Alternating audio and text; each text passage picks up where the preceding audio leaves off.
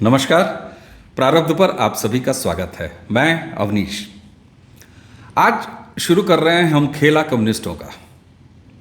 ये पहला खेल कम्युनिस्टों का, जिसकी ये पहली सीरीज है। आज पहला वीडियो है। वहाँ हम बात करेंगे केरल से, क्योंकि केरल और कम्युनिस्टों का एक खास नाता है। केरल ही वो पहला राज्य है जिसने एक वामपंथी सरकार दी, और वो भी जनता द्वारा, जनता के मतों से चुनी गई, यानी लोकतांत्रिक सरकार। और ये कम्युनिस्टों के हक में वो पहला लोकतांत्रिक उदाहरण भी है जहां उन्हें सत्ता मिली जनता द्वारा। वरना कम्युनिस्टों का शासन कहीं भी रहा है, दुनिया के किसी भी हिस्से में रहा है, लोकतांत्रिक कभी नहीं रहा है, बल्कि उसका हमेशा तानाशाही से रिश्ता रहा है। तो ये एक ऐसा पक्ष है भारतीय लोकतंत्र का जिसने 50 के दशक में इसी देश में कम्युनिस्टों को एक सरकार दी। अब जिस खेले की हम बात कर रहे हैं उसकी शुरुआत करने से पहले आपको 2 कथन पढ़ के सुनाऊंगा मैं। जरा पहला कथन सुनिए। केरल और पश्चिम बंगाल में भूमि सुधार सफल रहे क्योंकि इन राज्यों में सरकारें किसानों को भूमि देने के लिए प्रतिबद्ध थी, कमिटेड थी। अब जरा सुनिए दूसरा कथन। केरल और पश्चिम बंगाल में कृषि संरचना का आमूल चूल परिवर्तन हुआ, पुनर्गठन हुआ, जिसने किराएदारों यानी बटाई पर लेके खेती करने वाले या पट्टा पे जमीन लेके खेती करने वालों को उनका मालिक बना दिया। ये दोनों कथन जो मैंने पढ़ा है, ये एनसीईआरटी की किताबों में स्कूली बच्चों को पढ़ाया जाता है, इसी देश में पढ़ाया जाता है। अब इतना खुशनुमा, इतनी अच्छी बातें जब स्कूल की किताबों में पढ़ाई जा रही हैं तो निश्चित जमीन पर भी कुछ सच होना चाहिए। तो आइए शुरू करते हैं, जरा चलते हैं केरल और देखते हैं कि दरअसल उन महान कम्युनिस्ट सरकार ने जो कुछ भी केरल में किया और जिसको कि एनसीईआरटी के बच्चों को पढ़ाया जा रहा है, ऐसे में केरल में किसान सर्वहारा के किस स्वर्ग में जी रहे हैं इन तमाम दशकों में। आपको पता है 50 के दशक से जो शुरू हुआ केरल में वामपंथियों की सरकार, वो आज भी चल रही है। दरअसल आप सबको पता है, बहुत सारे लोगों को पता है, ये इतिहास का भी सब्जेक्ट है, ये इतिहास का भी हिस्सा है, ये सामान्य ज्ञान का भी हिस्सा है कि 1793 में अस्थाई बंदोबस्त प्रणाली द्वारा लॉर्ड कॉर्नवालिस सबसे पहले भारत में जमींदारी प्रथा लेकर आए। लेकिन जब 1947 में देश आज़ाद हुआ तो उसी के साथ ये सोचा जाने लगा कि अब जमींदारी प्रथा का उन्मूलन होना चाहिए, यानी जमींदारी प्रथा खत्म होनी चाहिए।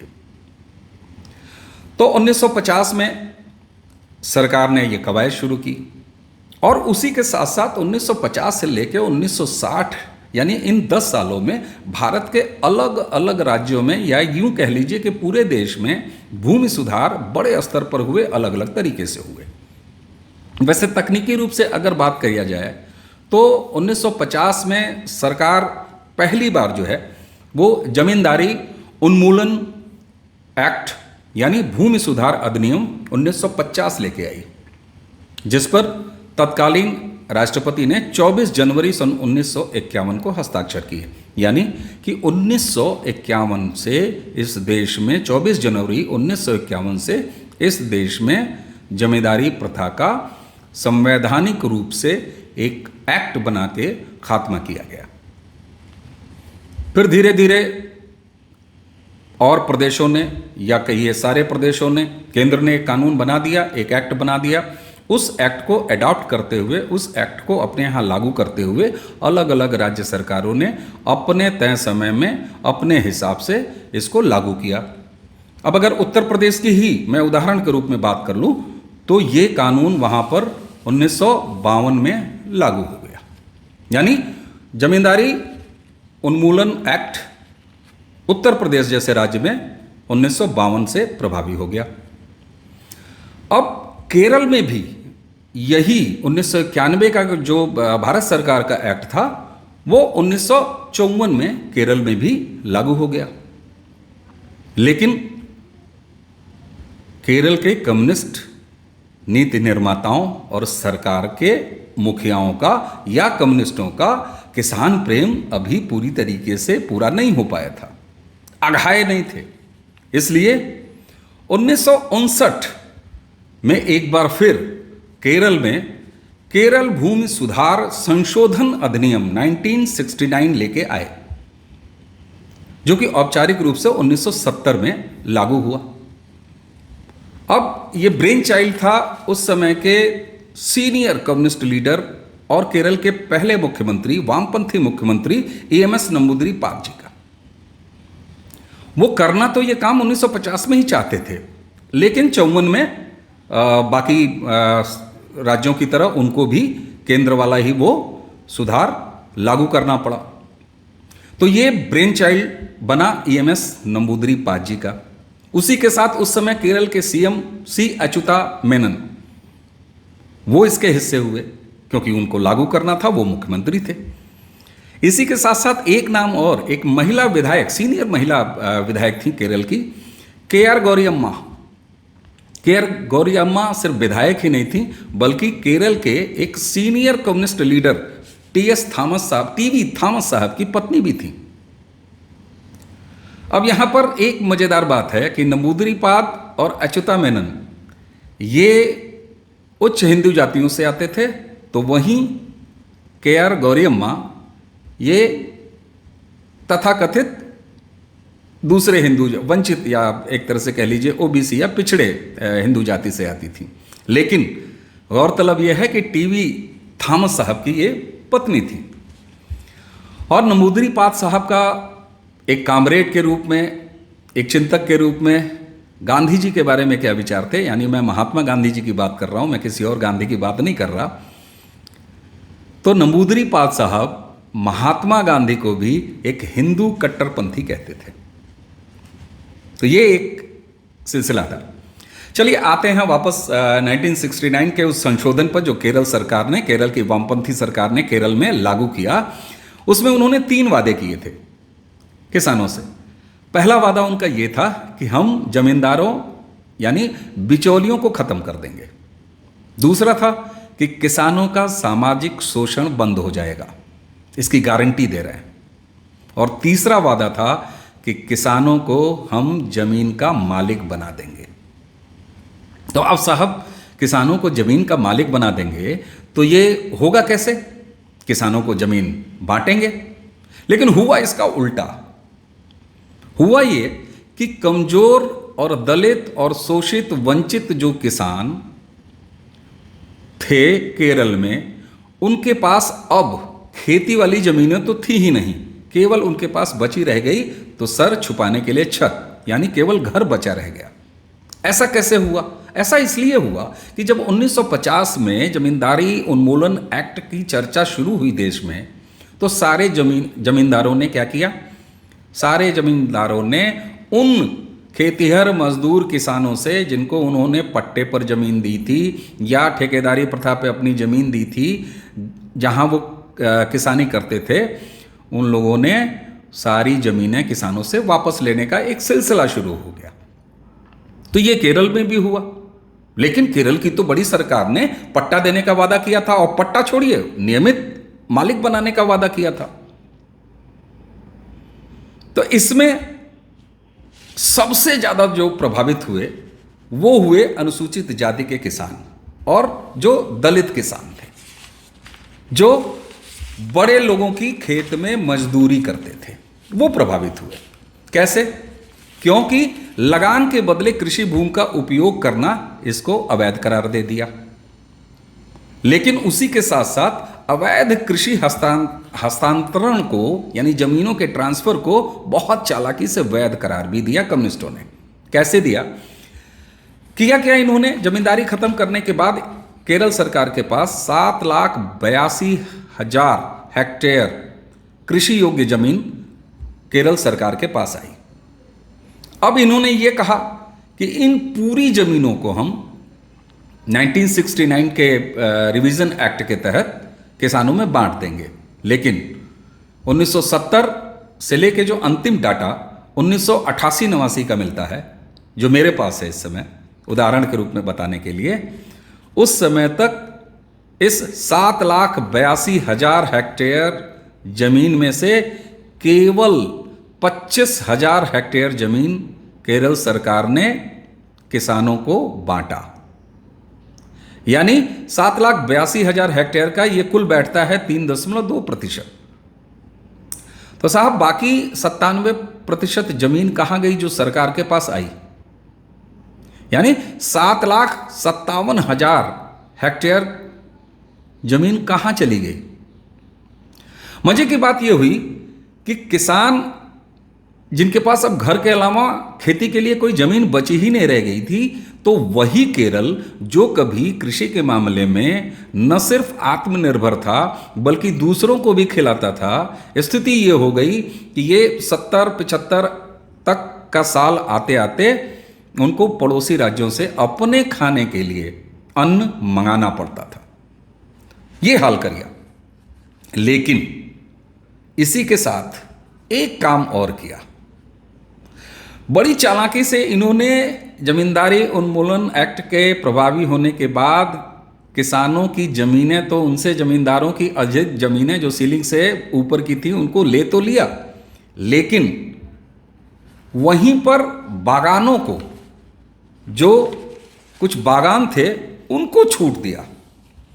और उनको छूट जो है वो इस बात पे दिया, इस आधार पर दिया कि चूंकि इन बागानों में, जिनमें कि रबर के प्लांटेशंस थे और जिसमें चाय के बागान थे, जिसमें अनानास की खेती होती थी, ऐसे बागानों को उन्होंने कहा कि चूंकि इसमें लाखों किसान और मजदूर काम करते हैं, उनकी आजीविका चलती है, इसलिए इनका अधिग्रहण सरकार नहीं करेगी, ये अपने पुराने मालिकों के पास बने रहेंगे।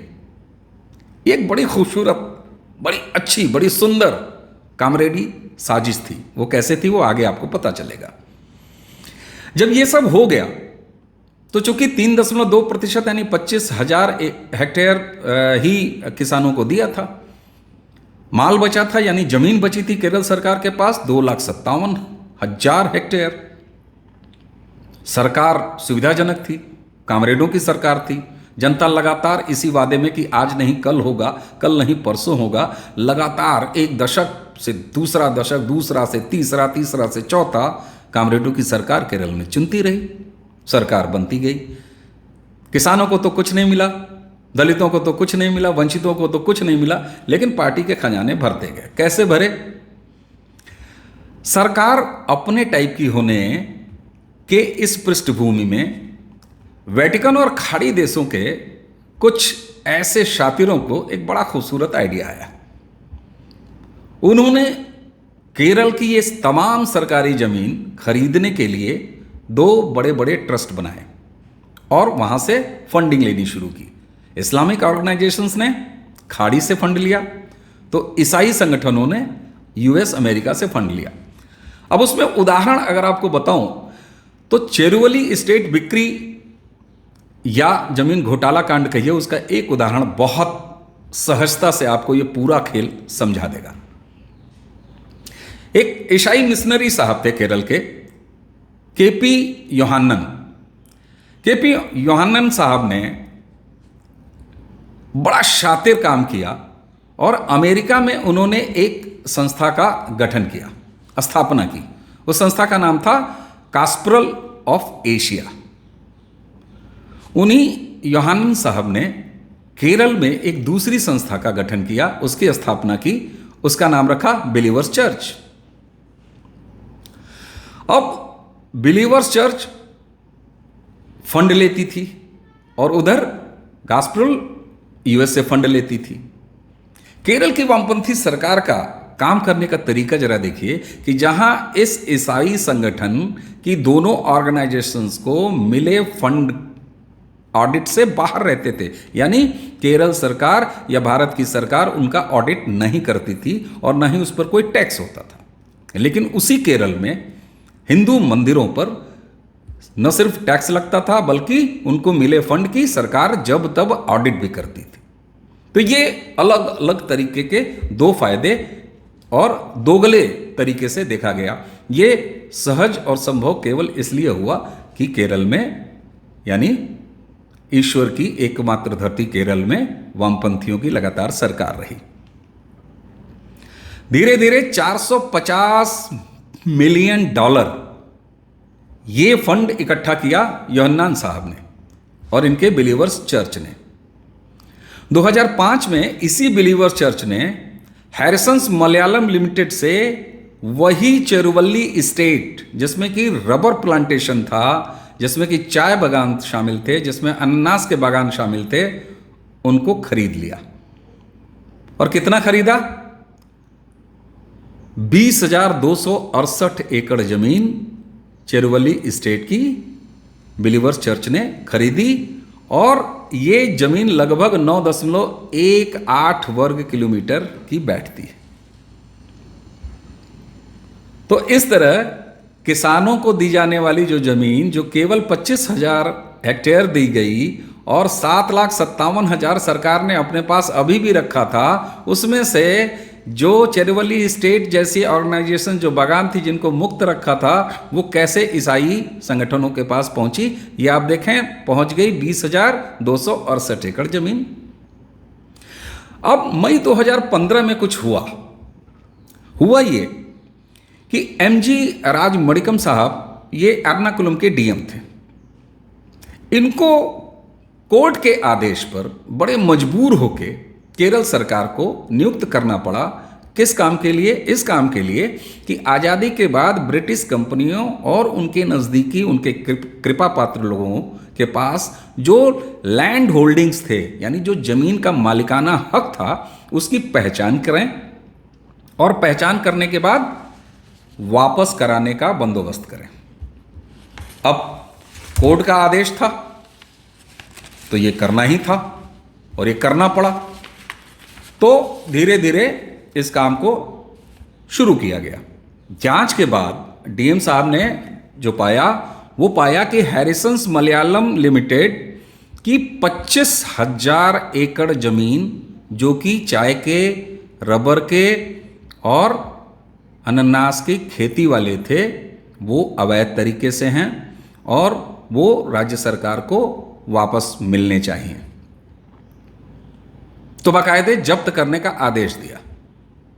इसमें इस 25,000 एकड़ में 2,268 एकड़ जमीन बिलीवर्स चर्च वाली भी शामिल है। हालांकि ये पूरा मामला अभी भी एर्नाकुलम की अदालत में, जिला अदालत में लंबित है और हमारे देश की अदालतें जिस तरीके से काम करती हैं, हम आप बेहतर जान सकते हैं कि किस तरीके से, कब तक, किस समय काल में इसका निपटारा हो सकेगा। लेकिन यहां महत्वपूर्ण यह है कि जो 7,82,000 हेक्टेयर जमीन जिसको किसानों के बीच बांटने का इरादा किया था, वो सारी जमीनें हिंदुओं की थी। जमींदारी उन्मूलन के बाद हिंदुओं की ज़मीन केरल सरकार के पास आई, लेकिन केरल सरकार के पास आई ज़मीन किसानों के पास नहीं गई। उसका एक बड़ा हिस्सा अब तक ईसाई मिशनरियों को बांट दिया गया, इस्लामी संगठनों को बांट दिया गया। और शायद यही वजह है कि केरल में एक सीरीज ऑफ चर्चेस दिखाई देते हैं। इस्लामिक संगठन किस तरीके से वहाँ पर मजबूत हैं, ये भी देखा गया है। तो वो कम्युनिस्ट और वो वामपंथी जो धर्म को अफीम मानते हैं, उनका मजहब और एक ख़ास रिलीजन, इनसे कोई उतनी दुश्मनी नहीं दिखती। और दुश्मनी तो छोड़िए, शायद यही वजह थी कि वामपंथी सरकारें इन ईसाई मिशनरियों या इस्लामिक ऑर्गेनाइजेशंस को बहुत हद तक प्रोटेक्ट करती थीं, उनको सहयोग करती थीं। यही वजह थी कि धीरे धीरे धीरे इन तमाम सालों में हिंदुओं की ज़मीनें, जमींदारी प्रथा ख़त्म होने के बाद किसानों तक तो नहीं पहुंची, चाहे वो हिंदू किसान हो चाहे बाकी किसान हो। उसमें अनुसूचित किसान भी शामिल थे, उनमें दलित भी शामिल हैं, उनके पास नहीं गई। अगर ये ज़मीनें गईं तो ईसाई संगठनों के पास गईं, चर्चेस के पास गईं। 2015 से मुकदमा लंबित है। लेकिन यहीं पर एक और मज़ेदार चीज़ आपको बताऊं, हालांकि ये अभी तक औपचारिक रूप से नहीं है, लेकिन ये बताया जाता है, केरल में इस बात की बड़ी चर्चा है कि चूंकि ये जो पूरा रबड़ का बागान जो मौजूद है, वो उसी सबरीमाला जो मंदिर है उसके ही पास है, उसी से लगा हुआ है। वहाँ पर कहा यह जाता है कि केरल सरकार की योजना है कि वो वहाँ पर एक एयरपोर्ट बनाएंगी और एयरपोर्ट के नाम पर जो ज़मीन यहाँ से निकल के यानी ईसाई संगठनों से निकल के जाएगी उसको बाकायदे वो अधिग्रहण करेंगी। एक बार फिर साजिशन कि जो ज़मीनें जब्त होने की कगार पे हैं, जिनके लिए आदेश है, जो मुकदमा चल रहा है, उसको भी किस तरह से लाभ पहुंचाना चाह रही है केरल की सरकार। यानी चेरवली स्टेट को वो ज़मीन देनी होगी एयरपोर्ट के लिए। और कैसे? एयरपोर्ट के लिए जब अधिग्रहण होगा सरकार द्वारा तो चेरवली स्टेट को एक बार फिर बहुत अच्छे पैसे मुआवजे के रूप में मिल जाएंगे। तो यहाँ कुल मिला के अगर एक जगह चोरी पकड़ी गई है तो उसको किस तरीके से कवर किया जा रहा है कि अंततः पैसों का लाभ ईसाई संगठनों को मिल जाए। तो साहब, देश में जल, जंगल, जमीन और सर्वहारा की लड़ाई का दम भरने वाले कम्युनिस्ट अगर कहीं सत्ता में आते हैं, जिसका उदाहरण केरल है, तो वहाँ आज़ादी के पहले के हिंदुओं की ज़मीनों को अपने नियंत्रण में लेने के बाद किस तरीके से ईसाई और इस्लामिक संगठनों को ये ट्रांसफ़र करते हैं, इसका अगर सबसे बदबूदार, घृणित और बेभत्स उदाहरण कहीं देखने को मिल सकता है तो वो केरल है, जहां भूमि सुधार के नाम पर, अमेंडमेंट के नाम पर एक्ट लाकर इतना बड़ा खेल किया गया। तो धीरे धीरे किस तरीके से गुलाम बनाया गया, मानसिक गुलाम बनाया गया। आशा प्रत्याशा में भोली भाली जनता इनको लगातार चुनती रही, आज तक चुनती आई है केरल में। और एनसीईआरटी की किताबों में इन्हीं के इकोसिस्टम के लेखकों ने, इन्हीं के इकोसिस्टम के बुद्धिजीवियों ने, तथाकथित बुद्धिजीवियों ने बच्चों को, स्कूली बच्चों को क्या पढ़ाया कि केरल और पश्चिम बंगाल में जो ऐतिहासिक भूमि सुधार हुए, उन्होंने तो किसानों का कल्याण कर दिया। इतने सारे फिगर्स के बाद, इतने सारे फैक्ट्स के बाद आप समझ सकते हैं कि कैसा कल्याण किया। तो ये तो कहानी सिर्फ केरल के खेले की है कम्युनिस्टों के। हम अगले अंक में, क्योंकि पश्चिम बंगाल के बारे में भी बच्चों को यही पढ़ाया जाता है, देश को यही बताया जाता है, तो उसकी पड़ताल भी करेंगे फैक्ट और फिगर्स के आधार पर। वहाँ से भी ज़मीनों का सजरा निकालेंगे, वहाँ से भी ज़मीनों की डिटेल निकालेंगे और तब पता चलेगा कि जन, जंगल, ज़मीन और सर्वहारा, निसहाय, अबल, कमज़ोर तबके की लड़ाई का दम भरने वाला ये वामपंथ कितने घृणित तरीके से न सिर्फ खुद पूंजीवादी व्यवहार करता है, न सिर्फ खुद बुर्जुआ जिंदगी जीता है, बल्कि ऐसे आपराधिक और मजहबी साजिश में खुद इन्वॉल्व रहता है।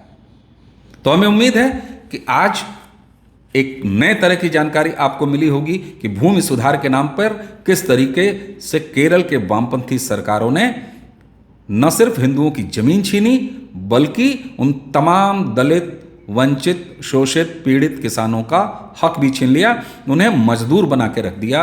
आज उनके नाम पर अगर होगा तो प्रधानमंत्री आवास योजना जैसी स्कीमों के आधार पर बने हुए पक्के छत जरूर हो सकते हैं, लेकिन उनके पास अब खेती की जमीन नहीं है। तो हमें उम्मीद है कि इसके बाद आप दर्शक इसके बारे में और भी जानकारी इकट्ठी करेंगे, जानना शुरू करेंगे, और शायद यही वजह है कि वामपंथी कभी भी इन बातों की चिंता नहीं करते, न ही इन्हें मेन स्ट्रीम मीडिया कभी बताती है, ना ही मेन स्ट्रीम मीडिया में इसकी कभी चर्चा होती है। तो ये था केरल में कम्युनिस्ट सरकारों का खेल। तो आज के अंक में इतना ही।